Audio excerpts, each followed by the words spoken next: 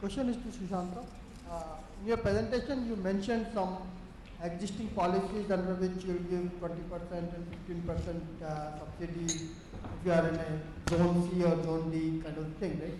So in the context of this EMC, which you are planning the electronic manufacturing cluster, how the existing scheme works with basically the investment in the EMC? Pardon, what do you actually want? Electronics manufacturing cluster, you are proposing some greenfield and brownfield, right? And you had an existing policy where you were giving the capital subsidy of 15 and 20% to, I forgot the zone C and zone D type of the things, right? So how the two things are going to work together now? Because most of the investment is going to come in the EMC, how the existing policy is going to work with the new policy? The thing is that if you go through the policy of Government of India, EMC policy, basically it is the common and the service infrastructure that for that they are for every 100 acres in greenfield, they are giving 50 crore rupees, maximum up to 15 crore, and on the pro rata basis, yes. So that is a different.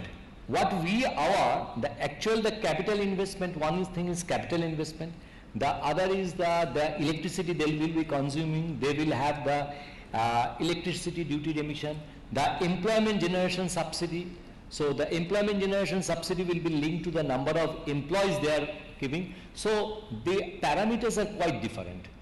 So they will be getting the double, two-way benefit, both from the central government and from the state government. That's very good. Sir, my name is Vivek. The last question. Yeah, Vivek Saxena. I represent Jain University under JGI Group. My question is to the panel. Anybody can feel free to reply to this. Since I have already seen industry and I have moved to academia, I'm still seeing that there is a lot of need in industry where we say that we need such kind of mindsets of these students. We need a skilled manpower.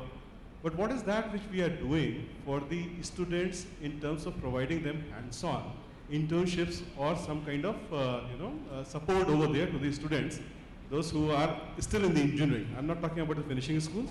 I'm just talking about something where from government side, if some support can be provided to them for exposure as an internships or something like that. So I just wanted to know about this. Thank you, sir. You see, in our IT policy, we have said that we want to form an industry academia forum. So we have already initiated that process through higher education department, because basically all the engineering institutions are part of higher education department.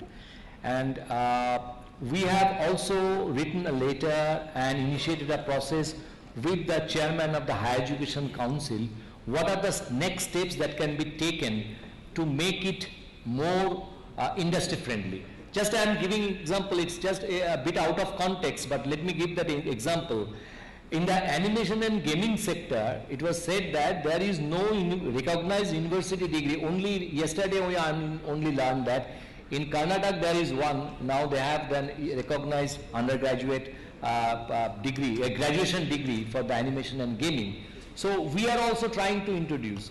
And now I fully agree with you that if the new electronic system design manufacturing comes in, there will be lot of changes, modernization in the ITIs and polytechnic, particularly in these two sectors.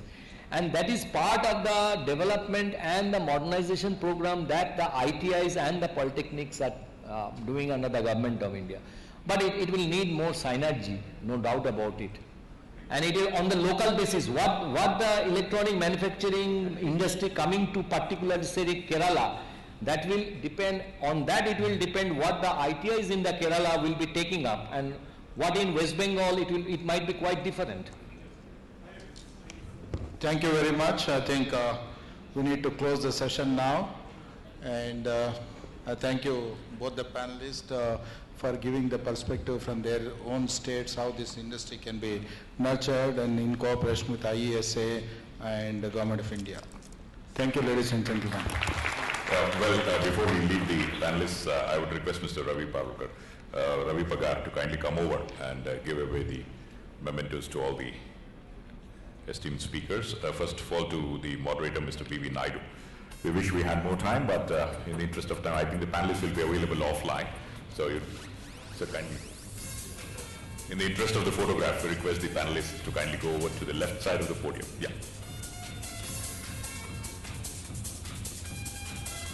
Also to Shri Sushanta Majumdar.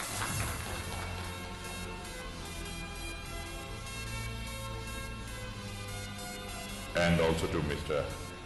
Nandakumar.